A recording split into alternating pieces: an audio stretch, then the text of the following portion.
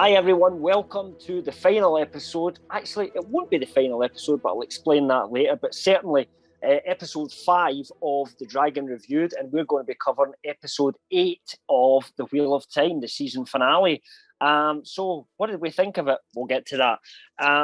First of all, I just want to talk about our spoiler policy for this show. If you've never listened to us before or watched us before, we will be discussing full spoilers up to including basically at this point everything from season 1.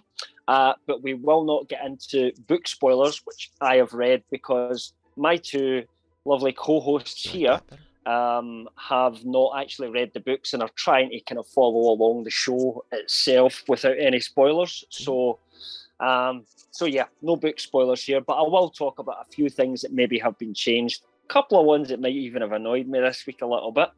And that's about it. I'm going to pass you over to Kel for a little plug of why we're here and why we do what we do. And then we'll get started with these guys' points of view and what they thought about the finale. So, Kel, take it away. All right. First, thanks to our sponsor, Grow Generation, for sponsoring the basically almost every podcast that we got, the channel just about. And you guys can find more on them a little bit later in the episode and the description box down below. LRMonline.com and Genreverse.com are the websites. Both kind of go to the same landing page right now, but the Genreverse pages are coming, as well as the LRM Online YouTube channel. Keep subscribe to that. Lots of great interviews. All of our podcasts could go up there, but keep an eye out for the Genreverse podcast or for Genreverse YouTube channel starting up in the near future. And that brings all of the Genreverse podcast network shows all in one spot without all of the interviews to cloud up your notification. So you'll want to be subscribed to both. Follow us wherever you get your podcast from: Spotify, Google, Apple, Genreverse Podcast Network. Great shows like Marvel Multiverse Mayhem, The Cantina. We'll be covering the Book of Boba Fett starting this week. Yeah, lots of really good stuff, guys. And then Cam, that's it, man. Thanks very much. And get used to talking because you're up first this week. It was Christine that started last time, so we're going to begin with your thoughts about season finale, and take it away, Kyle. So you really want to learn what happened behind the scenes here. You know, you want to know how much the pandemic affected production, what was shot when, what's a reshoot, because there's like a lot of build up, but certain things just feel kind of like there's the end, and then other things that deserve to build up end up with a bigger result than before, than what you thought would be the main event, being the female channelers channeling into what's her name, burning people up, and that ends up getting like the most stuff. But you would have thought it would have been Rand versus the Devil Light, and because that's kind of what he seemed like to me. It feels like a lot of stuff was rushed here. Editing choices seem odd, where maybe these last two episodes should have been cut a little differently, maybe even a little shorter themselves, with other stuff to fill in the gaps before. I mean, look, it's not bad. I enjoyed the showdown between Rand and the Devil. I mean, the Dark One. They even dress him up like you would expect a Lucifer type character in a TV show or something, and he's teasing them, and I don't know if it's as like that in the books or not, but it's fine here. The temptation thing, it's such a time-old tale, regardless of the religious aspects, but your mind can't help to go there, you know. And then and not as a bad thing, just saying that it's there, and it's one of those things that's used quite often. Again, kind of like I pointed out, Rand being that character you expected to be the lead, and he was. So in those kinds of ways, I'm still a little disappointed because it's kind of stereotypical, but I don't know if that's necessarily the book's fault or if it's the show's fault, the way they have been doing it on the show. It wasn't, I wouldn't say it was a bad ending. And I don't know if I'd honestly say disappointed. Like, I'm not disappointed in how it ended. I'm disappointed in how it was executed. Does that make sense? Yeah. I totally appreciate what you're saying. Yeah. And I think in some ways I have similar thoughts to that myself. Yeah. So all in all, they finally started to build a little bit more between Lan and Nynaeve. Ha! That's what she is. Nynaeve, but it's still not enough, and it's a day late, dollar short, and you're kind of like, man, you guys should have went back and did some other stuff. If you were reshooting things, maybe you should have shot some more shit to actually let us know that there was more there. Someone in the comments from last week's episode seemed to think that they did show a lot, that it was very obvious, and I still don't think it was all that obvious. Every time they're what there, you're getting there is a book reader who, like me, is saying, "Oh, actually, they're putting more of that in because it came out even more in a left field in the books because we didn't spend a lot of time with their points of view." So it was like Rand didn't notice. So Rand's like, "Oh, there's something going on between you two," and that's like the first time you as a reader are kind of transported into that relationship anyway, and then it kind of builds from there. And I don't think the author was particularly, that wasn't their strongest point, was how to get characters to kind of together. He wasn't great at that, but he was fine once they were together. He got the idea, but just putting them together at first, not so much, I wouldn't say. And I kind of made a joke that, you know, throughout all of the times that they're together, it's always antagonistic. It's always very, very tense, and other than, I guess, some occasional longing looks, which I always took as her just like fuck you type stuff. If those are indeed moments that we're supposed to be seeing them having feelings for each other, then they're acting like grade schoolers, because you stop picking on the person you like in grade school, and you start treating them nicely because you want them to treat you nicely back after you grow up. So I didn't catch that, but now you can see that they do want to follow that some more. And I disagree. Yeah, you said that you saw some looks, but it wasn't. I interpreted it differently. Yeah, but I still wasn't on the same page as the commenter, where it's just kind of like you can see it start. But like you see shows and stuff like that where it just takes a few seasons, where it's like it needed longer, and it just kind of felt a little rushed. Mm-hmm. I agree. It's like he gives her the speech about "I can't be with you" and all that sort of stuff after they've already slept together. You know, that's a little bit modern compared to the times that they're from, isn't it? Like, you just sleep with whoever you want. You know, I don't see Nynaeve doing that. You know, so I think actually adding to the sexual frustration of it all actually helps in that type of situation, because now, you know, sure. But putting them together and then I'm saying, "Hey, I can't be with you," you know, is like, well, sorry, you did the deed, but now you're kind of it almost feels like, you know, thanks, I've had some of that, now I'm going to move on to the next chick, you know, in a really lame way. So yeah.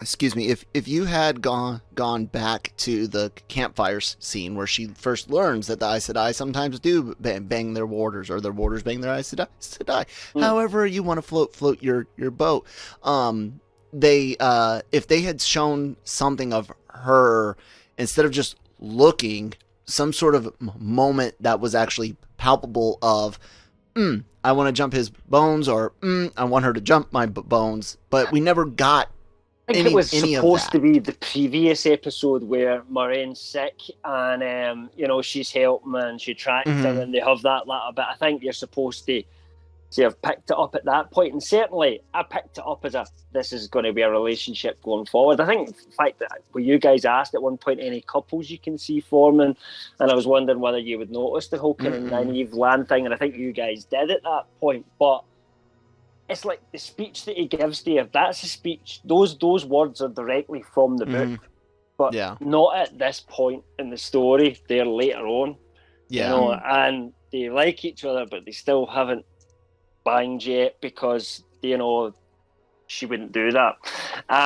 So, it's a strange thing to actually change round about, and I'm not sure that, which I think was a quite good speech, works. It doesn't land quite the same because they've already been together, if that makes sense. Yeah. As far as grading the episode and not even the series as a whole, just this episode, it definitely suffers from the previous episodes' lack of detail, and then it suffers from, like I said, what I'm guessing is editing or maybe even writing choices, but hopefully editing choices. And this is definitely a B- episode for me. It wasn't the greatest. I still like most of what happened. Just think the execution was just so off. Yeah. Okay, fair enough. Christine, what say you? Did you agree with your dear husband, or is he talking Actually, I'm shit? a little more harsh. I'm going with C+. Right. There were some things that were just a little disappointing because it was just like some things that just didn't make sense. Like Kyle had said it, but I was already thinking it. Like with like the battle going on, like the military tactics didn't quite make sense, and I'm like, I haven't even studied military tactics. I've never been in that. He has, but it's like even I picked up on it to where it was like, this doesn't, what's going on, like. So there was that, and just like I don't know, with some of it was shocking, and like in a way where it's like I don't know what you're gonna do next, like with what happened with Moiraine. She's been Still cut off. Yeah, she's so it was like I don't know, it's kind of weird. And then also with Rand taking off, I'm like, why are you leaving? I don't know if that is in the books, but it's like, maybe you need to be monitored. You going off on your own is a really Possibly bad idea. Not the best idea, is it? Yeah. So there's like some things that were made, some of the things in their choices that were made from the characters where it just didn't make sense. Like those who could channel the women, I just didn't understand how the woman didn't know how to let go, and how Nynaeve came back didn't make sense. It's just kind of... I can maybe explain a little bit around about that in terms of, it is a little bit strange because within the books, you can't burn out if you're in a circle. That's actually one of the advantages to being in a linked circle, is that you can't burn out, and that it means someone that's less powerful can use more of the power than they maybe have naturally themselves. So in this point of view, Lady Emelisa isn't very powerful, but she's got Nynaeve and Egwene running through her, which makes her pretty darn powerful, especially with whatever little she was getting for the other two and herself as well. So to see them kind of burn out because it was quite surprising, because that wouldn't have happened in the books law. Okay, maybe not a major thing. But at so the that same fake time, out death never happens? It's... Or is it a fake out death in another way? That doesn't happen. That just doesn't See, happen that at all. felt so hammed in. That didn't feel natural at all. I didn't like it either. I mean, I just think they didn't know what to do to kind of end their story at that point. And the author, the author who finished the last 3 books, he didn't get the chance to do any script notes for those final 2. He was seeing them fresh, the same as us. He's still not seen the scripts for them. And he had said if he had seen that, he would have suggested a different ending for Nynaeve and Egwene, where and this makes much more sense to me, where they seeing what they should be able to do with the power, but aren't taught and don't know how to do it, that they resolve between themselves, we need to go to the White Tower and train because this is important. And that would have been a better end to there, and a set up for what happens to them going forward as well would have been it would work far more. I think they didn't need to kind of particularly, I think they tried to give that Lady Amelisa a heroic death and show that it is possible that people can be burnt out by the one power. But I just don't think they landed it. You know, it just didn't have the kind of desired effect. Even if it had been Nynaeve that had healed Egwene, for example, would have actually made a slightly more sense to me than the other way around about, because she doesn't know what she's doing, Nynaeve, but when she's emotional, sometimes stuff just happens. Yeah, exactly, and she's the more powerful one. Yeah, whereas Egwene doesn't have any particularly... She's powerful, but she doesn't have any particularly affinity for healing. That's not really her thing.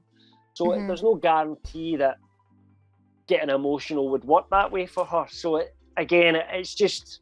I just didn't think it worked. And I think if they had been able to get the script notes from Brandon Sanderson, I just don't think we would have seen that work out the way it did, personally. But I tell you what, before I get into kind of, because we've got our grades, is there anything else you want to say at the moment, Christine? There is. Go for it. With Perrin, you know, that moment where he's like, you know, should I pick up the weapon? Should I not? To me, it's like you should have at least picked it up, you know, because it could be a tool. And it would have been great if he did, because, like, you know, they had this moment of like, you know, where well, I think he did pick it up, or no, he didn't. I don't remember. I'm trying to place it. But there's an axe at one point, and Padden Fane says to him, "See, when we're all pushed, it's easy to choose the dark." I don't think picking up a weapon to defend yourselves particularly choosing the dark. It's not. Yeah, and that's the thing where it's like, you know, trying to go with the way of the leaf. He could have smashed the box with it. You know, he could have at least tried to do that. Instead of harm someone, he could have tried to destroy an object. But he didn't. So it was like, that's what I would have done. We live in an age where people think that Mysterio shooting thousands and thousands of bullets from drones at a high school kid is less vicious than shooting a pistol at him. So I can see how Hollywood would think that doing it this way, the way in the show, what you're just talking about, would be shocking and violent. Yeah, picking up a weapon in and of itself is just so... I could see that being a mentality, I mean, but you guys would be wrong. This is a sort of medieval type set, maybe slightly more advanced than medieval, but not quite at sort of gunpowder levels yet. But, you know, these are people that are used to, you know, in those days, you're either like a farmer, a butcher, a criminal, or you're a soldier. A lot of people were just paid soldiers, and the paid soldiers were there to keep the peace. And you know, they've been fighting all the time. And you know, I'm not saying that diminishes the Tinkers and their way. I couldn't do that. But you know, that's just their thing. Just because I couldn't do it, I still understand where they're coming from. But yeah, it's. Anyway, sorry, I'm kind of sidetracking. They're just tools until you use them for a specific purpose. I mean, you can use a spoon in a very, very wrong way, just like words. Yeah, I think thing. Like with gunpowder, like when it was originally invented, it wasn't mining. So it's like, you know, you can use a lot of things. Well, not gunpowder, but TNT. Yeah, TNT. Yeah. That's it. Yeah, but yeah, like that, where it's like, you know, you could use something like that. I don't think we actually know, Cam. Do we know for certain what the Far East was trying to do? Because it almost came with celebratory fireworks and like weapons at the same time. It was almost just like they were like, "Oh fuck, look what we did." They started experimenting with shit basically, and you know, just different things happened at the same time. It's hard to say exactly when things. Yeah, but we know the whole fireworks and gun being used as a projectile was all tied together in some way. But then the TNT was definitely originally for mining before somebody went, you know what else we can mine? Bodies. Lots of them. Yeah, I guess. Yeah, so... Anyways. Okay, shall we take a break and a little another word from our sponsors, and then we'll give some. No, sorry, Kristen, I was going to say we didn't get your rating. That's after the. Okay. We'll do it. I thought you were gonna. We'll do it after. No, I've definitely got some more to say. Okay, because I thought that I'm just going to stop talking. Okay. All right, Grow Generation, take it. Your turn. Grow Generation, where the pros go to grow. The Grow Generation commercial team is armed with industry-leading professional consultants. Grow Generation's team will help you fully manage any size or scale project. They offer turnkey facility designs, cultivation room design, and on-site project consultation. Go to www.growgeneration.com, where the pros go to grow. Oh no, that sucks. Especially now since we're back, Cam. I know. Welcome back, everyone. So I'm going to turn to my thoughts just now, and you'd said you were a bit harsher, Christine, so you'd went for, I think you were B-, is that correct? He was B-, I was C+, you went C+, I went to a C, so we'll kind of come down one grade at a time. I wasn't particularly impressed with it. I think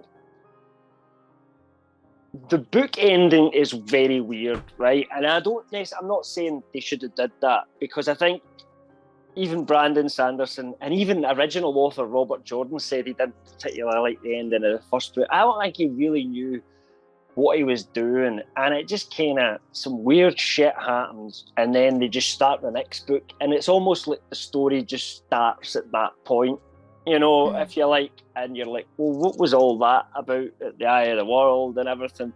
Honestly, it's not a very, very good ending. And I was kind of, well, actually, you have a chance to make it better here, to actually really kind of get into it and improve the ending. And they did change things, but for what they did change, I wouldn't necessarily say they made it better. It kind of hovered at the same level of not quite landing for me, which was a missed opportunity.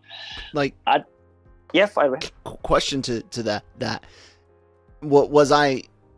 Well, I guess maybe it would give it away, but there at the end when he channels into the thing, and then that yin and yang's symbol is busted up. What I'm assuming that maybe I was at least somewhere in the area where I was like, whatever happens there, it's either releasing him or allows him, the bad one, to do things, because everyone's like, this is the beginning, not the end. Is that in the first book? This is hard to explain. Right. Okay. So there are don't ruin anything if you don't have in to. The books there are seals which are similar to what you saw there, and certainly a weakening of them happens. Okay. But that being I think that was actually one of the things to try and explain that. The way they wanted to try and explain that, I think, worked better than in the book. In the book, and we can talk about this a little bit, but Rand, shows off some abilities that I'm not really going to talk to you about yet, because they might come later on. Defeats the bad guy. That's all I'm going to refer to the bad guy as, because obviously I could name that person, but I'm not going to for spoilers or anything like that. So bad guy. I want to know those theories, and I'll ask you once we get there, absolutely. But yeah, bad guy gets beat. Maybe some other bad guys as well. And then, do those Trollocs that are attacking Tywin's Gap in the show? This is a strange thing, because I'm saying I predict there's going to be an attack there. I said this last week because it's not in the books. And actually, it wasn't until I saw this episode that I realised there was an attack in the books. But it's done from... You don't see it because everybody's with Rand at the Eye in the books. They're all there. Nynaeve, Perrin, Moiraine, Lan, Egwene, Matt as well. They're all there. And therefore... they couldn't have been, you had no point of view for what happens. But let's just say that Rand basically demonstrates his power, right, at this point, and helps the people at Tywin's Gap. That's all we'll say. And there were some book fans that saying, oh, we should have got that show of power from Rand. I'm not sure if I agree with that, because there are other moments later on in the story where I think they will do that and they will show Rand's power.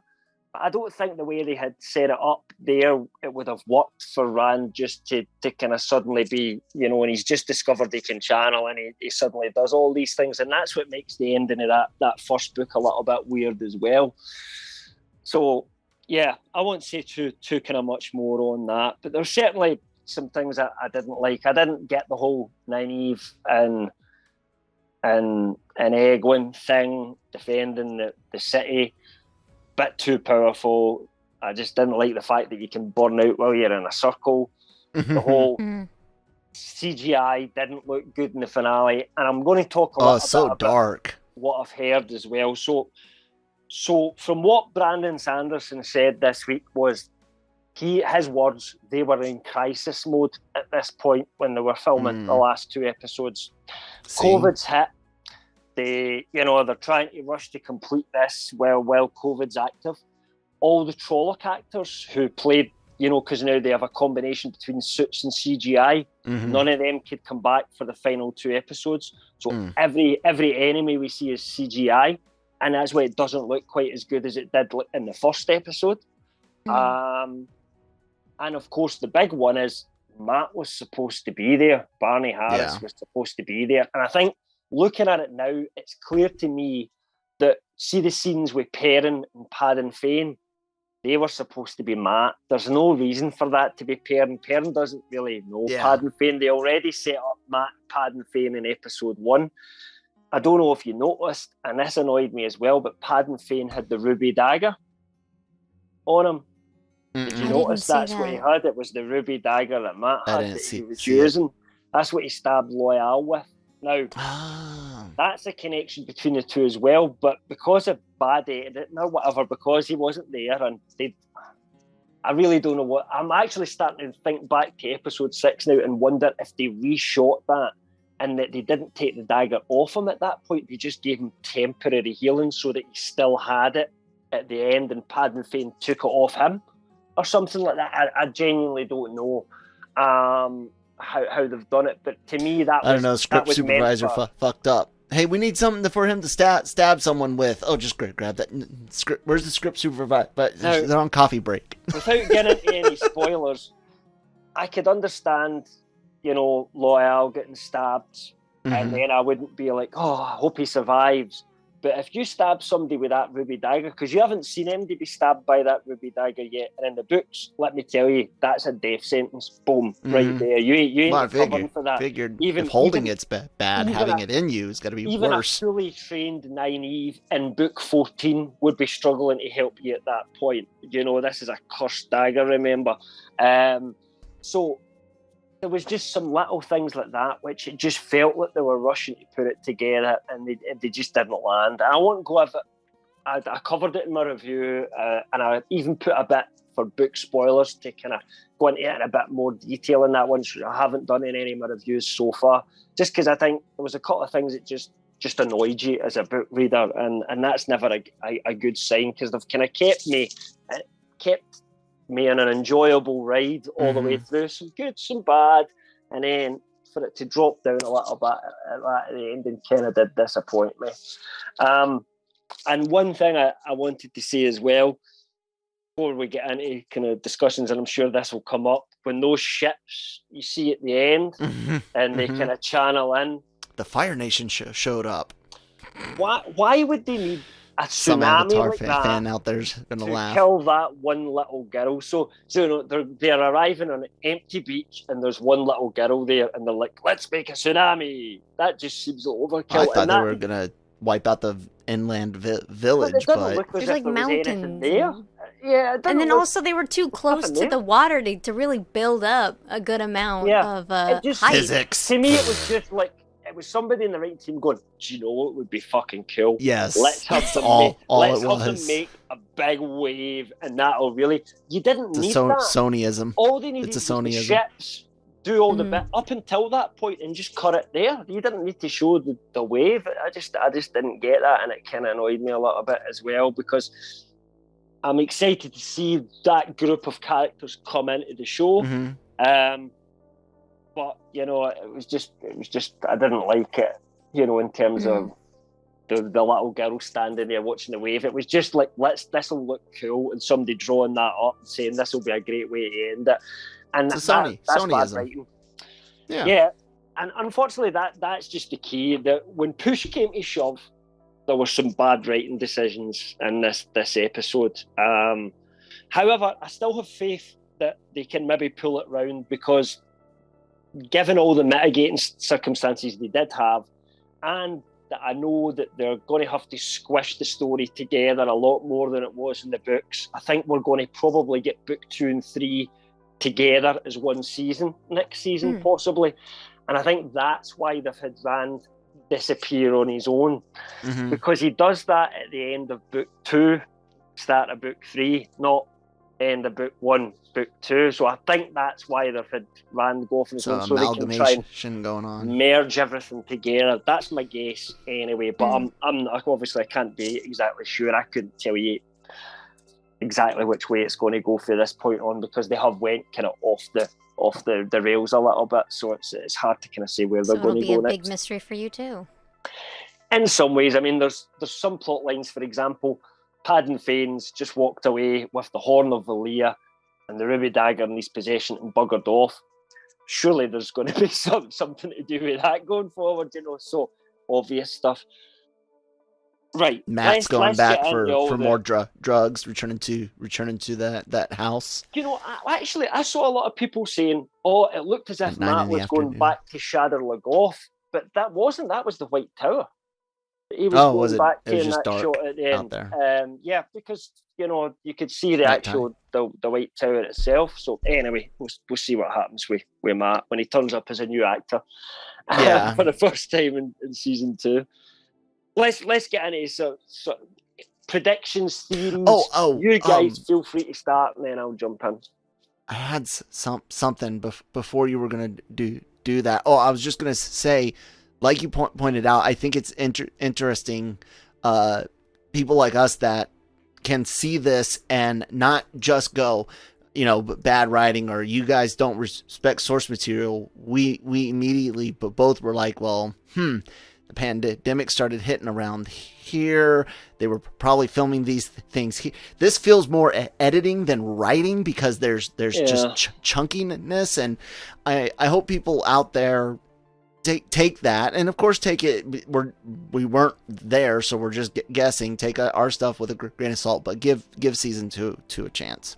Yeah. I mean, I think it's at this point, if they make a disaster of season 2, you could be a bit more critical, I think, but also given, one of the stories I covered today, and the showrunner Rafe Judkins absolutely correct when he says this. He says that Wheel of Time season 1 is a far tougher task to adapt than Game of Thrones season 1 off of the book Game of Thrones. And that's because Game of Thrones, I don't know if any of you have ever read the book, but if you've ever watched the TV series, it's just like that. It's an ensemble book where you get all these different points of view, different stories happening elsewhere. It's basically, they just filmed it, and that's season 1. It's done. There was very little that they had to kind of really change round about on that. Wheel of Time wouldn't have worked that way, because you've got this, it is an ensemble story, but for that first book, something like 60 chapters in that book are done from Rand's point of view. So it's all Rand. It's like you're following, it's only Rand's story. His is the only one that's important. And then in book 2, everybody else's story starts becoming important as well, if that makes sense. So I think that was the writer learning their craft, getting book 1 out there and going, actually, I didn't even think that was that good, and changing what they were doing and evolving that story going forward. And it does improve as it goes forward as well. And I think what's commonly regarded as the best book is book 4, The Shadow Rising, it's called. And I think what they're trying to do is get to that book as quickly as possible, maybe for the start of season 3 rather than season 4, because they know that's when the story just opens up and gets kind of really crazy, if you like. Theories, plans, what's happening? You said you had one, Christine. You said there was a a bad guy coming up. My theory is it's Matt, and I don't know, because I mean, like, from Do you what think I Matt's see, going to turn bad in some way? yeah, Yep. Yeah. Okay. that's my thoughts. As soon as you said, facing off a bad guy, I'm like, you know what? I bet it's Matt. I bet it's that guy. It's like I'm with what he's been through, how much has changed him. It's kind of like, I don't know. He was already, he cared about his sisters and all, but he was already kind of like that gray type person to begin with, I definitely think that's the way they're trying to show that. I think they're definitely leading you towards that, or giving you the suggestion that could possibly happen. I think he's a character that we're going to see a journey where, unlike, I think Rand's that typical grew up with his dad, telling him to do things the right way, and therefore he always kind of, he's even said earlier in the season, I always try and make the right decisions, but I don't know what to do at the moment. His drama is when he's got literally the weight he's wearing in his shoulders, the whole world's basically falling apart, and he's also, every time he channels, he goes a little bit mad. That's his drama. But there is absolutely character development to come for the other two. I'm not going to say whether you're right or wrong or anything like that. Anyway, of course, I know you're not, but that's just my theory. But yeah, it's interesting. Yeah. Any theories you've got, Kyle? At this point, anything you've standing out to? So you're saying, maybe I got confused, but there at the end, was he not talking to the Dark One, or are you saying that's up for question? Rand. Well, you tell me. Okay. How would you know whether so that it was? We wouldn't. Rand wouldn't know. Either he would assume, and Moiraine would assume as well, because no one's seen them in a long time. One, I find the mask to be weird, and the guy never calls himself anything that I can remember. No. And the idea of the mask, of course, means hiding one's identity. The mask is book accurate, but again, it's the character does away with it later on. So I kind of glad they got rid of it really quickly, actually. Because I thought the mask was a bit wacky as well. Yeah, in the books, it's odd. The whole filming eyes and stuff like that. Yeah, and so I mentioned last week that we might get there and the Dark One's not there. It's a trap, lackeys, an army, something like that. So I still think we're somewhere around there, and I don't know if by you saying seals means something. And whether it does in the book, the show compared to the book, that's hard to say. It could be that is the only one in the show. Right, it could be, but even in my mind, with my original theory from last week, that's part of it, where I'm like, maybe there's more places you have to break up or break free from, and that's why people haven't been able to get rid of him before, is because they only break some, trap him so much. These are the types of things that are in my mind. So I'm still open to that not being the Dark One himself. Now, whether it's someone projecting, I don't think so.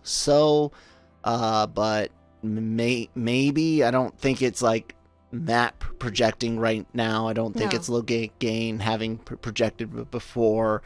At most, it's a Dark One manifestation. But this person, if you look at the evidence in front of you, the skill level is far beyond Moiraine. I think we can all agree that. He literally just, this Aes Sedai are doing all these fancy movements, and he's just flick of a few fingers, right? So definitely more powerful, more advanced than Moiraine. But that's all we can see. The character didn't seem to. Would you say that this character particularly tried to defend themselves against Rand? No. I didn't think I think so. so. No. There was a kind of smile just before Rand but it looks to me like Rand destroyed him using some sort of power, you know. That or it's one of those things where the dark one is the dragon as well, and it's inside some sort of internal, I can't, Horcrux or something. Kind of sort of, yeah. kind of sort of something like that. Where it's like, okay, well, I guess this one's broke, but I'll see you again soon. Yeah. Yeah. kind of sort of like I said, where even maybe the dark one is locked into the dragon himself, and this is him trying to break out, so to speak. That's a possibility. It's funny because I think one of the things that I thought they could have did better is actually not leave this as much of a mystery at the end of season 1. I think they should have just went all in. Then what would be season 2's mystery? Well, there's far more interesting things to come than that, to be perfectly honest with you. I'm starting to hurt. So yeah, I just think they should have been right up front and explained that, but they left it as vague as the books did. That's all I'll say at that point, because I was finished reading the first book and I'm like, so has Rand just killed the Dark One? What does that mean? Where's this series going? And I think you as show readers are basically in exactly the same place right now. So there you go. Yeah, but I like that. And someone had asked us in the comments what we had I think they were saying they didn't care for the whole who was the dragon, like it wasn't done very, very well. And like I said, I thought it was done fine. It's entertaining. It wasn't too deep and it wasn't too shallow. I mean, I thought it was fun. Yeah. Okay. What do you think about who are these people coming from the Western Shore? Apart from that they're Americans, I guess, because that's the landmass that they're coming from, or what used to be America at one point in time. But who are they, and what impact do you think they are going to have? I know you don't know anything, so it's just any wild. I was about to say, shit, if I know. I have no idea. Yeah, I have, like, as soon as I saw them, I'm like, who the fuck are you? Well, I think why you are can you name here? them without spoiling anything, just in case anybody that's watching this does want to spoil themselves and go and look it up. I know you two wouldn't. But they're called the Sanshan, Seanchan. But I won't say anything else. You know, the name doesn't spoil anything for you at all. So yeah, just don't know anything. Did you notice anything about what you saw in the ships or anything unusual? Just that they had, people who could channel, and like I was looking at them, I'm like, your makeup looks strange, like everything, it's so very different. Very different culture. Some indigenous with some of the makeup and Far East elements on the woodwork, the dragon looking things, red coloring is widely used in a lot of Far East old woodworks buildings. You think of Torii gates and pagodas and things like that. A lot of that red coloring. So I noticed those types of details. Is that what you're talking about? Like details that I noticed? No, there are some clues there as to some specific things. Okay, If you look at it then. Back and look at it and go, there are some clues here, but I don't want to say what they are. My guess is that there's another dragon-oriented party, since I saw what I assumed to be a dragon head on there at one point. Now, whether that's a dragon hunting party or a friend of the dragons, I'm not quite sure, but for certain, I'm assuming they felt, or maybe we're even on the trail already, some of the same things Moiraine felt, if not noticed Rand when he channeled either in the ways or defeating whatever he fought there at the end. I guess the reason they're turning up right now at this point in the story certainly has a provenance to it. But then when we've already talked about patterns and wheels and people being reborn, and there's not, that there is an element of a pattern to all of this. So it would make sense that they're showing up when they're hashtag supposed to, but for good or bad, obviously. So it looks like they're very, very, very determined. I was, I don't know, because I would hate to think that there's already multiple groups out to hunt and kill the dragon, but maybe this is the team that's like, you know what, you guys over there, you Aes Sedai did this shit 3,000 years ago, fucked it up, which we saw is that similar to the prologue you were talking about? No, actually, it's funny we never talked about it, because it was kind of like my favourite bit of the show was that cold open, actually, and it's not the prologue, actually, that's before the prologue. Right? Oh, okay. So the prologue was actually the end of that kind of whole thing, right? Rather than so after these plans already been put into action, this was sometime after that. The prologue was. So they're still keeping us in the dark quite a bit. Definitely still keeping us in the dark with that, and I can see why now, because I mean you saw like Luz Terran looking at that bad guy character, and they're talking about that they know each other, so. You would have saw him probably in that prologue at that point, and that would have connected maybe to, explaining, lifting the mystery on him a little bit more than maybe they want to do at this point. But it was interesting seeing that point, which was, I think what the point of it was to stress that they weren't enemies. They were actually quite friendly, and they were both Aes Sedai, because Aes Sedai was both male and female at that point, clearly. But the dragon, Luz Terran, was 100% strongest at that point. And, ultimately, it maybe take till you get to the end of the series, but, I would argue that fundamentally there was mistakes made during that period as well, in terms of the mythology. So it was an interesting thing, and it was good to just show that futuristic world as well, to show you that the Age of Legends wasn't really like what we see the world that we're in just now, where it's all been thrown back and people are running about in horse and carts. I mean, they had flying vehicles and, it's very everything Final Fantasy. And everything was powered in that age by the one power. So they had no energy problems or anything like, compared to what we have now. It's, we'll make a car that runs on the one power. Why not? Damn Atlanteans from Escaflowne.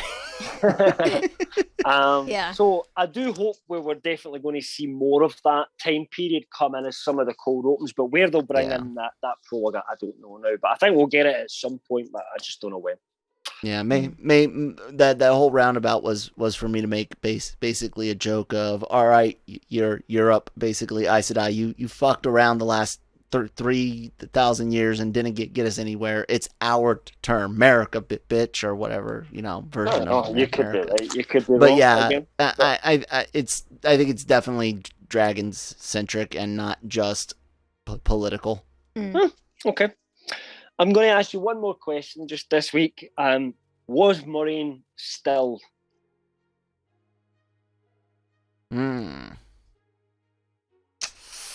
Christine? Was she still? That's what she I think seems to think. Yeah, I think so. Okay. It took me a Kyle, minute, do you I agree? don't know. But yeah, I think so. I think it's more questionable because of who did it, how they did it, especially if they're not necessarily there, which is a real possibility. So I'm going to say that she's been blocked, not cut. I think she's been blocked. This is not something for the book, so I don't have an exact answer on this. It may be that they have stilled her, right? And that's just the way they've decided to run this story slightly differently. I mean, it is all supposed to be a different turn of the wheel, so things might happen slightly different for the books anyway. So I don't have an answer that can say, oh yes, she was or she wasn't.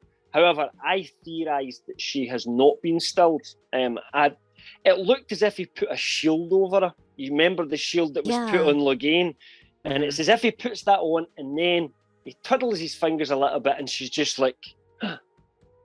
Lock the key. You know? Yeah, that's... Yeah. Okay. Remember, this is somebody who knows a lot, whatever way you look at it, knows a lot more about the One Power than anybody else that we've met so far in the show. I mean, these modern Aes Sedai are pretty bang average compared to you know, the powers that be, if you like. So that's my theory, and it is just a theory. I have no idea whether that's true or not. It may be, and even in a recent sort of interview, Rafe Judkins didn't give an answer. He just kind of very politically said, well, you know, the fact that Moiraine can't feel the Source going forward, you know, which could be either or, you know, so I really don't know the answer to it, but I'm guessing just the way it looked when, why put a shield on and then still her? I just don't get that. So if you're going to still her, just still her, you know. I don't think they did. Anyway, well, I guess we'll find out whether that becomes a plot point or not and going forward in future seasons. Yeah. Either way, she's going to struggle, you know, because it's like becoming deaf or blind. You're used to a sense and then you're having 100%. To take it away, you know, even if it is something temporary, it's going to be very hard for her. So see how... There's also his words were, you can feel it just out of reach.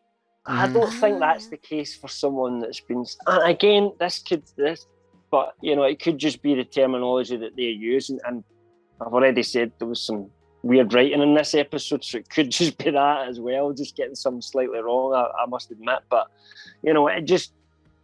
The evidence to me says that she's been shielded in some way rather than actually blocked off permanently from the Source. But again, like I said, blocked as in like temporary, not cut. Yeah, you'll have a point. So, but we'll see. I absolutely could be wrong though, as I say on that. That's not a spoiler for people. Okay, so we're kind of... This would be normally where we say, well, we'll see everybody again come season 2, which we don't know when it's coming out. But actually, we're going to have a little extra episode next week.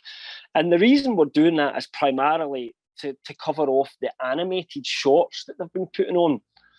We haven't watched any of them yet, to be perfectly honest. And one of our the people that's reading this or watching it had commented to say, you guys haven't talked about the animated shorts yet. Yeah, there's a good reason.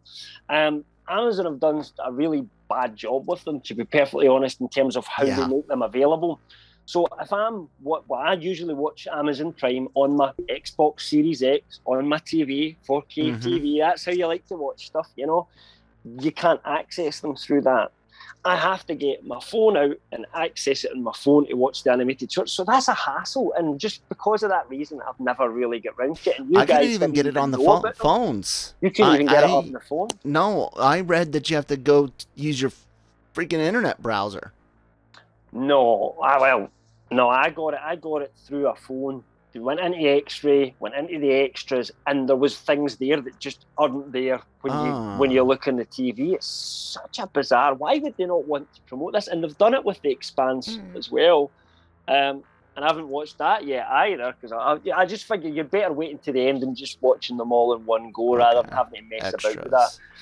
So we're going to talk about them next week a little bit, see if it adds anything to the overall story, see what Kyle and Christine, and obviously myself, thought of them as well, and just get into a bit of, at that point, predictions for not me, but where these guys think that season 2 might go, and kind of what they want to see and what they don't want to see going forward as well. So one extra episode of the Dragon Reviewed for you. It's not the last one. The last one, episode 6, will be next week. Do you guys have anything else to say this week? I quit. No, I'm joking. Apart from that. No, I can't think of anything. So yeah, we'll just. All right, I've got one question for you before you go. Okay. Have you seen enough that you want to watch season 2, or are you only going to watch season 2 now because I've started doing this Dragon Reviewed show and that's me tied into it now?